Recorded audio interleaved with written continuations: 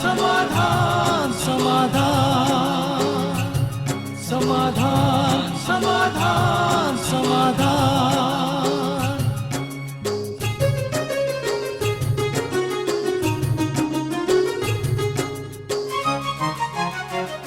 समस्या से उभरना अगर चाहे इंसान, स्वयं के संग सर्व का वो दिल से करे सम्मान। कहता है ये समाधान समाधान समाधान। समस्या से उभरना अगर चाहे इंसान, स्वयं के संग सर्व का वो दिल से करे सम्मान।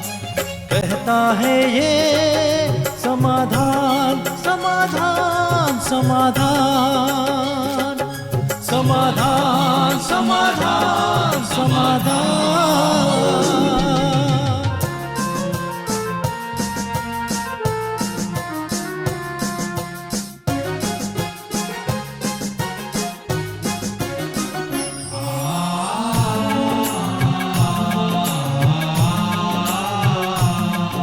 तनाव बन मुटाव की अगन से स्वयं तू संभल ले, है इसी में शान। दूरिया दरारे मिटाए मन से, जीवन बन जाएगा खुशियों की खान खुशियों की खान। कहता है ये समाधान समाधान समाधान। नमस्कार, आदाब, सत श्री अकाल मित्रों, स्वागत है आप सभी का खत्म हुआ व्यवधान मिल गया समाधान कार्यक्रम में।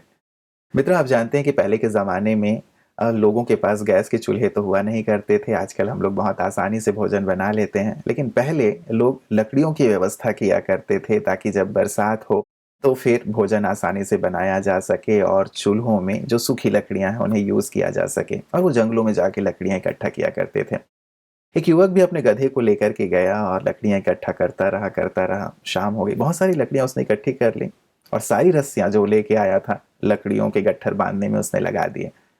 अब चूंकि शाम हो गई थी तो अब कहीं रुकना ज़रूरी था, क्योंकि रात को तो जाया नहीं जा सकता था। उसने देखा कि एक साधु की कुटिया है, वहां गया। साधु जी ने उनकी खाने की भी व्यवस्था कर दी और कहा कि तुम आराम से रहो, सुबह चले जाना। उस युवक ने कहा कि लेकिन मेरा गधा है, उसे मुझे बांधना है, रस्सी दीजिए। रस्सी थी नहीं साधु जी के पास, लेकिन उन्होंने कहा कि तुम एक युक्ति करो, गधे के पैर के पास बैठो, जैसे रोज उसे तुम बांधते हो रस्सी से, वैसे ही बांधने का नाटक करो। वो वहीं खड़ा रहेगा, वो हिलेगा डुलेगा नहीं। अब युवक के पास कोई चारा नहीं था। उसके मन में अविश्वास के भाव तो थे, लेकिन वो गया और गधे के पैर के पास बैठा और ठीक पैर को पकड़ के ऐसे बांधने का उसने दिखावा किया जैसे वो रस्सी से बांध रहा है, और फिर आकर के सो गया। सुबह जब उठा तो उसके मन में एक विचलन की स्थिति थी, द्वंद था कि कहीं गधा भाग ना गया हो। उठा और भागा भागा बाहर गया, देखा कि गधा ज्यों का त्यों खड़ा हुआ है। अब उसने साधु को धन्यवाद दिया और अपने गधे को लेके जाने के लिए उसने तैयारी शुरू की, लेकिन गधा अपने स्थान से टस से मस नहीं हो रहा था। साधु ने कहा, रात को तुमने बांधा है, जब तक खोलोगे नहीं तब तक वो हिलेगा कैसे। तो उस व्यक्ति ने फिर से बैठ करके उसको खोलने का फिर से नाटक किया, और जैसे उसने ये किया तो फिर गधा चलने लगा। कई बार मित्रों, जो हमारे बड़े होते हैं उनके पास जो अनुभव होते हैं, उन अनुभवों के आधार पे हम बहुत कुछ सीखते हैं। बातें तो इस प्रसंग से हम कई सीख सकते हैं, लेकिन मैं अनुभव की बात कर रहा हूँ।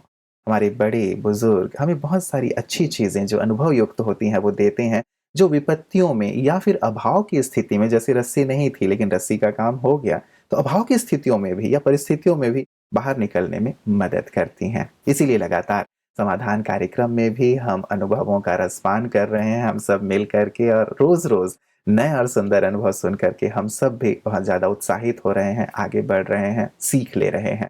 आज हमारे मंच में हमारे साथ हैं श्री रजनीश श्रीवास्तव जी और साथ ही उनकी धर्मपत्नी श्रीमती स्वास्तिक श्रीवास्तव जी, जो दोनों ही बिलासपुर छत्तीसगढ़ से हमारे बीच पधारे हुए हैं। रजनीश जी पेशे से शिक्षक हैं और स्वास्तिक जी अपोलो हॉस्पिटल में कार्यरत हैं। आइए दोनों का अभिनंदन करते हैं और कार्यक्रम की शुरुआत करते हैं। आप दोनों का बहुत बहुत स्वागत है, अभिनंदन।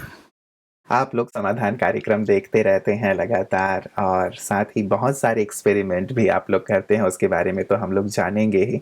लेकिन सर्वप्रथम जैसे कि मेल में आपने लिखा था रजनीश जी कि एक भयंकर एक्सीडेंट आपका हुआ और वो जी। एक्सीडेंट इतना भयंकर था कि आपको लगता था या देखने वालों को लगता था कि बचने की कोई ऐसी उम्मीद नहीं है, लेकिन फिर भी आप उससे बाहर आए और आज हम सबके सम्मुख हैं। क्या प्रसंग था वो और किस चीज़ को आप महत्व देंगे या किस चीज़ को आप इसके लिए कहेंगे कि इस चीज़ ने मेरी रक्षा की? रिसेंटली हाल ही में कुछ दिन पहले एक रोड एक्सीडेंट मेरे साथ हुआ, जी। और चूंकि मैं बचपन से ही स्पिरिचुअलिटी में इंटरेस्ट रहा है मुझको काफ़ी, मैं जानना चाहता था, उसको एक्सपीरियंस करना चाहता था जी। कि भगवान है कौन।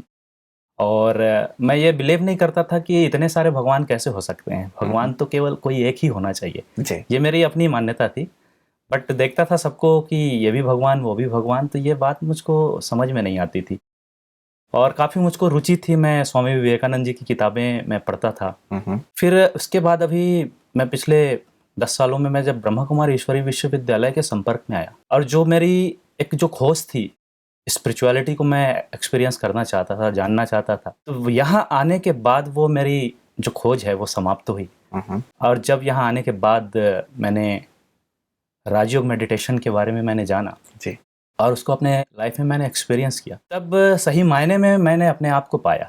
इसके पहले तक तो ऐसा था कि एक तरह से कहाँ जाना है, क्या करना है, कोई टारगेट सेट नहीं हो पा रहा था। जी। जी। बट जब मैंने राजयोग का अभ्यास किया, तब मैंने जाना अपने वैल्यूज़ को और अपने इनर पावर को, जी। इनर ब्यूटी को मैंने एक्सपीरियंस कर पाया। बिल्कुल, मतलब खुद से पहचान हो गई या आपको जिस बिल्कुल। चीज़ की तलाश थी वो तलाश आपकी समाप्त हो गई। बिल्कुल। तो जो बात हम कर रहे थे कि जब इस प्रकार की एक विपरीत स्थिति जीवन में आती है, तो क्या यहाँ पे भी ये जो राजयोग का अभ्यास है या ईश्वर की मदद है, वो विशेष करके हमें प्राप्त होती है? बिल्कुल, रुपेश जी, जैसा कि मैंने कहा कि एक रोड एक्सीडेंट मेरा हुआ, और मैंने ये भी बताया जैसा कि मैंने अपने इनर पावर को मैंने एक्सपीरियंस किया। जी।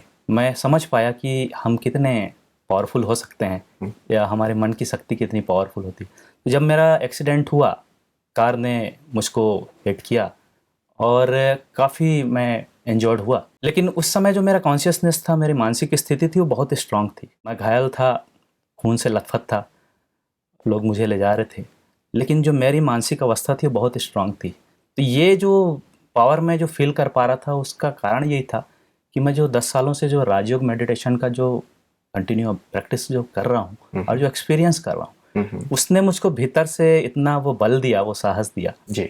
मतलब कहने का मतलब है कि आत्मबल काफ़ी मैंने उसमें एक्सपीरियंस किया, और वहाँ पे मैं इस चीज़ को फील कर पा रहा था कि ये जो मेडिटेशन हम जो करते हैं और जो राजयोग में मैंने सीखा है, उसकी शक्ति को मैं उस समय पे फील कर रहा था कि वो कितना भीतर से हमको एम्पावरिंग करती है। जी। जी। और हमको विपरीत परिस्थितियों में, कठिन से कठिन परिस्थितियों में हमको सहजता से ले जाती है। तो क्या ईश्वर की गोद का भी अनुभव हो रहा था कि भले ही कार ने मुझे उछाला, लेकिन उछल के मैं ईश्वर की गोद में पहुंच बिल्कुल, गया? बिल्कुल। जैसा कि मैंने बताया कि हम राजयोग मेडिटेशन करते हैं, प्रैक्टिस करते हैं, तो उस समय मेरा कॉन्शियस, जब मेरे को कार ने हिट किया मुझको, तो वो मेरा कॉन्शियसनेस उस समय था कि मेरे साथ भगवान है और मैं भगवान की गोद में आ गया हूँ। और उस समय मैंने अपना पूरा जीवन भगवान को सौंप दिया था, परमात्मा को। मैंने कहा कि अब मेरा जीवन आपके हाथों में है, और जो करना है आपको, जो ठीक लगता है वो आप करिए।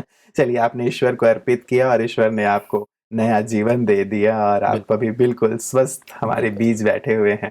स्वास्तिक जी, जब आपने इस एक्सीडेंट के बारे में सुना, आपकी कैसी स्थिति थी, मानसिक स्थिति? आप घबराए या कुछ और हुआ? क्योंकि आप दोनों ही साथ साथ राजयोग मेडिटेशन का अभ्यास करते रहे हैं। जिस तरीके से हम दोनों ने राजयोग मेडिटेशन साथ में ही शुरू किया है, और हम दोनों ने ही ब्रह्मा कुमारी ऑर्गेनाइजेशन से दोनों साथ में जुड़े, दोनों ने साथ में ही कोर्स किया है।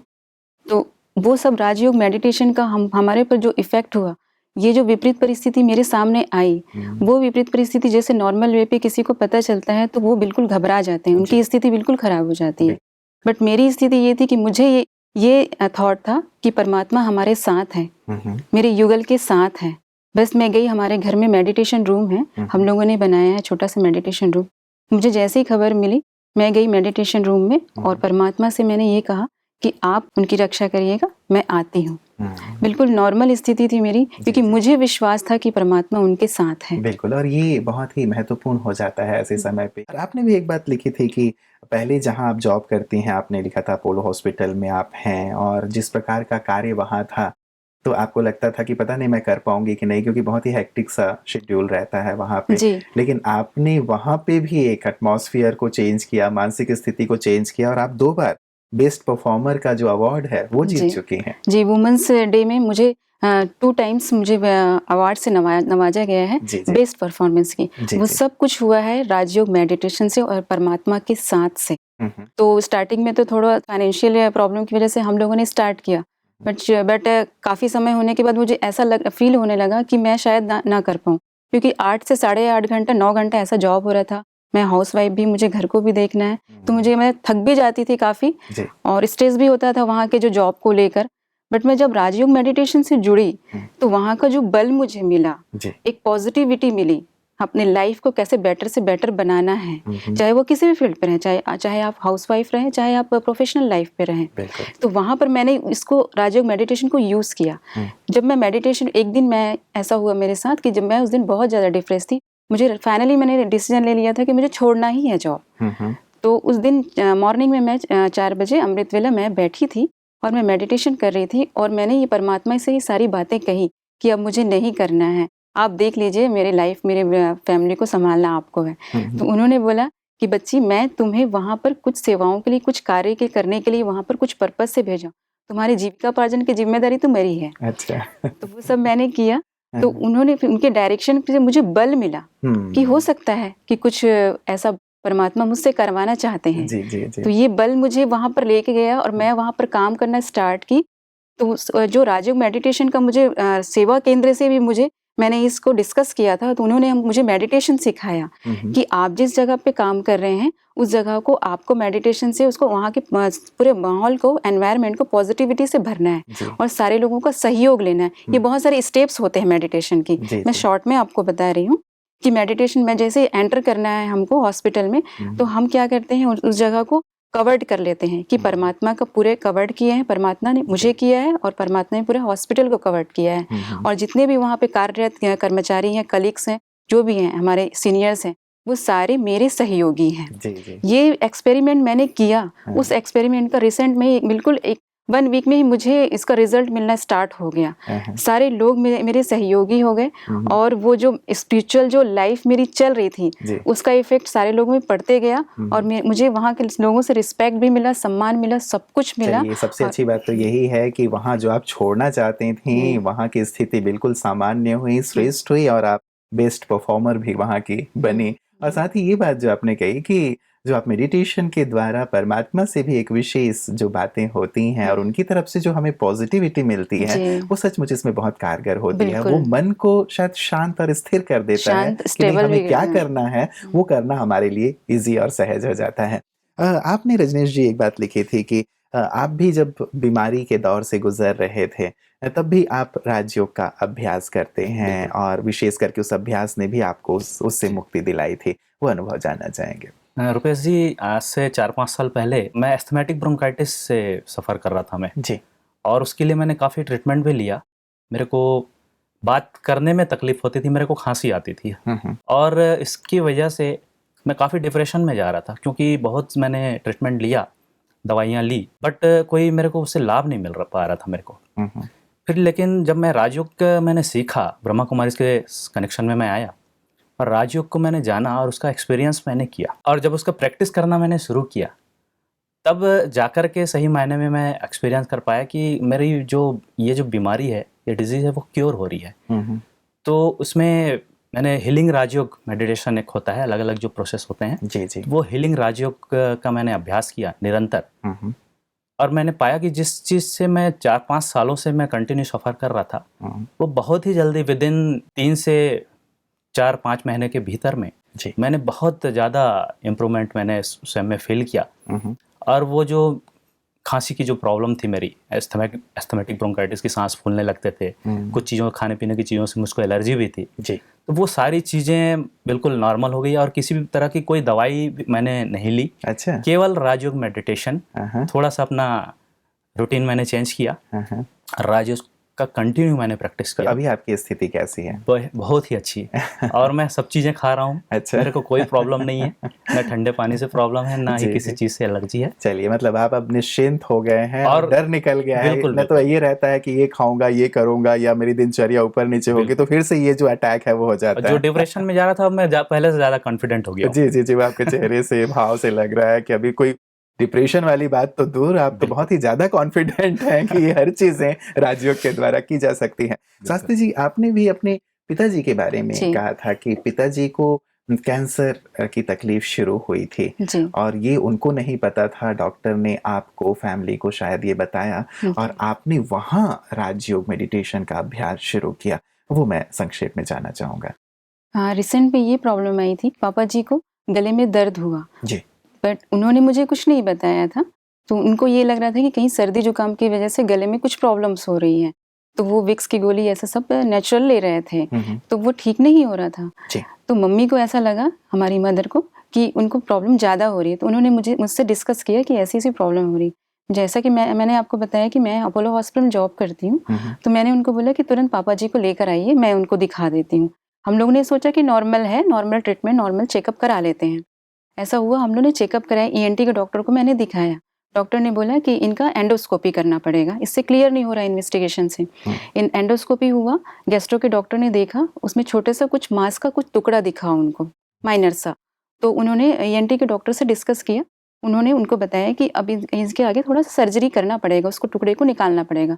तो डॉक्टर ने, ईएनटी के डॉक्टर ने मुझसे कहा कि थोड़ा सा छोटा सा ऑपरेशन करना पड़ेगा और निकाल कर हमको उस मांस के टुकड़े को बायोप्सी के लिए भेजना होगा। 2 दिन के बाद उनका रिजल्ट आएगा, फिर हम आपको क्लियर बताएंगे क्या करना है आगे। ऑपरेशन हुआ और डॉक्टर ने बायोप्सी की रिपोर्ट जो मुझे टेक्नीशियन ने मुझे बताया, तो मैं 1 सेकेंड के लिए बिल्कुल शॉक्ड हो गई थी। पापा जी का रिजल्ट आया था कैंसर डिटेक्ट हुआ। उस समय मैं बिल्कुल समझ में नहीं आया कि क्या करना चाहिए। कुछ देर मैं बैठी, फिर क्योंकि मैंने बताया कि मैं राजयोग मेडिटेशन करती हूँ, वो बल हमारे साथ हमेशा रहता है कि कैसे विपरीत परिस्थितियों में भी हमको कैसे बाहर निकलना है। तो मुझे ये थॉट आया कि मैं डॉक्टर से डिस्कस किया, डॉक्टर को मैंने बताया कि आप प्लीज़ पापा जी को ये मत बताइएगा, क्योंकि कुछ माइनर थॉट अगर नेगेटिविटी के आ जाएं तो वो जो डिजीज़ है जल्दी इम्प्रूव नहीं कर पाता। बिल्कुल, और व्यक्ति उसमें कई बार घबरा भी जाता और है। डिप्रेशन, कैंसर जैसी चीज़ है, किसी को पता चले तो ऑलरेडी वो डिप्रेस हो जाता है। जी, जी। तो ये जो ट्रीटमेंट है बहुत लॉन्ग पीरियड पे चला जाता है।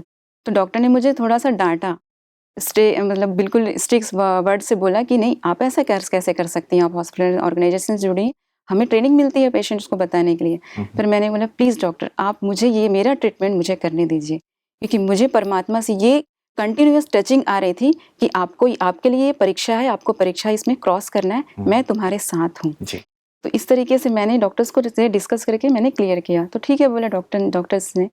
तो उनका रेडिएशन थेरेपी स्टार्ट हुआ, 7 साइकिल था। उसमें डॉक्टर ने बताया कि एस्टिमेट बताया कि 2 लाख लगेंगे। हम मिडिल क्लास फैमिली से हैं, तो ये इतना एफर्ट करना मुझे मुश्किल सा लगा। फिर मैंने परमात्मा को याद किया, परमात्मा से टचिंग हुई। डॉक्टर्स ने बोला कि आपके पास कुछ स्मार्ट कार्ड्स होंगे, इसमें स्मार्ट कार्ड के थ्रू 26,000 में ओनली उनका क्लियर हुआ कि उनका 7 साइकिल कंप्लीट हो जाए। ये परमात्मा की दूसरी मुझे मदद मिली। साइकिल स्टार्ट हुआ, ठीक उसी दिन जिस दिन पापा जी का रेडिएशन थेरेपी स्टार्ट हुआ, उसी दिन मैंने ये किया कि मैंने 21 दिन का कंटिन्यूअस योग स्टार्ट किया। जी, जी, भाई सब बताते रहते हैं कि जी, 21 डेज समाधान में मैंने देखा था ये कि वाटर थेरेपी कैसे करना है और डिजीज में कैसे उसको आपको राजयोग मेडिटेशन को यूज करना है। तो ये मैंने बिल्कुल, मुझे बहुत 21 डेज का योग शुरू किया। 21 डेज का मैंने योग शुरू किया। इस साइड मॉर्निंग में पापा का रेडिएशन थेरेपी होता था, मैंने 7 to 8 इवनिंग में ये मैं रूहानी थेरेपी स्टार्ट किया। राजयोग जो सेंटर है वहाँ मैं जाती थी और वहाँ मैं 7 to 8 PM तक मैं बैठती थी और पापा जी के वहाँ मेडिटेशन जो रूम है, पापा जी को इमर्ज करती थी। पापा जी मेरे बगल में बैठे हैं, सूक्ष्म शरीर जो होता है, लाइट का जो स्वरूप होता है, वो मैं इमर्ज करती थी। वो बैठे हैं मेरे बगल में और सामने एक बॉटल में पानी रखा मैंने, जो वाटर थेरेपी जो इस तरीके से समाधान में मुझे बताया गई कैसे वाटर थेरेपी से आप डिसीज को कैसे रिमूव कर सकते हैं, वो मैंने उसको यूज़ किया। परमात्मा से शक्तिशाली किरणें उस वाटर में मैंने भरा और ये सोचा कि ये रोगनाशक किरणें परमात्मा की इस बॉटल में पूरी भरती जा रही हैं और ये इस वाटर को पीने के बाद पापा जी की पूरी जो भी प्रॉब्लम्स है वो समाप्त हो जाएंगी। इसके साथ साथ मैंने परमात्मा से जो शक्तिशाली किरणें लेकर पापा जी के गले में उसको डाला, और वो रेडिएशन थेरेपी जो चल रही थी उसी तरीके से सेम मैंने रूहानी थेरेपी स्टार्ट किया। जी मतलब अच्छे वाइब्रेशन वो गए, पॉजिटिविटी के जो वाइब्रेशन है, परमात्मा की शक्तिशाली पावरफुल रेस जिसको बोलते हैं, वो गए। मतलब जो 7 साइकिल कंप्लीट हुआ उसके बीच में डॉक्टर ने ये बताया था कि उनको बहुत तकलीफ होगी। तो मैंने क्योंकि वो भी जुड़ चुके थे हमारे साथ साथ राजयोग मेडिटेशन से, तो मैंने उनको हील किया कि वो उनको मैंने ये बोला कि आप मेडिटेशन मत छोड़िएगा, चाहे कितनी भी तकलीफ हो जाए, और आप जो क्लासेस जो अटेंड करते हैं वहाँ बिल्कुल, क्योंकि वहाँ का जो एनवायरनमेंट है बिल्कुल पॉजिटिविटी से भरा, वो ऑटोमेटिक जो भी कोई भी आते हैं वहाँ पर उनको हील करता है, कैसे भी सिचुएशंस में आए। तो उन्होंने वो बात को मानकर रेगुलर वो आज आते थे, चाहे कैसी भी सिचुएशन है, उनको बात करने में दिक्कत थी, सब प्रॉब्लम हो रही थी, उसके बावजूद वो आते थे। ऐसा करते करते उनके 7 साइकिल्स कंप्लीट हुए। 7 साइकिल के कंप्लीट होने के बाद डॉक्टर ने बोला कि 1 महीने के बाद हम इनका सिटी स्कैन करेंगे। सिटी स्कैन करने के बाद इनकी सिचुएशन को देखेंगे। 1 महीने के बाद मैंने सिटी स्कैन पापा जी का कराया, ब्लास्टिक रिजल्ट आया मेरे सामने, जो मैं सोच नहीं सकती थी। था तो हमको परमात्मा पे विश्वास, लेकिन इतना बड़ा मिरेकल्स कर देंगे मैंने सोचा नहीं था। बिल्कुल रिजल्ट बिल्कुल पॉजिटिव। सिटी स्कैन में बिल्कुल नॉर्मल। डॉक्टर देख के मेरे चेहरे को देखे और पापा जी को देखे और अपने आप को देखे।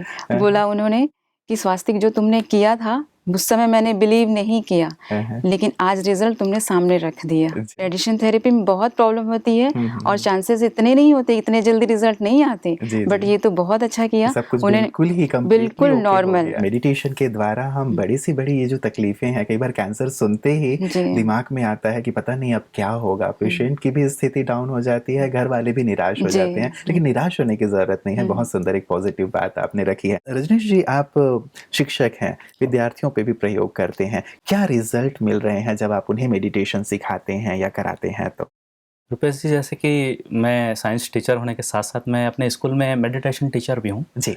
और जो मैंने सीखा है ब्रह्मा कुमारी से, राजयोग का प्रयोग मैंने बच्चों को मैं सिखाने का, स्टूडेंट्स को सिखाने का प्रयास करता हूँ।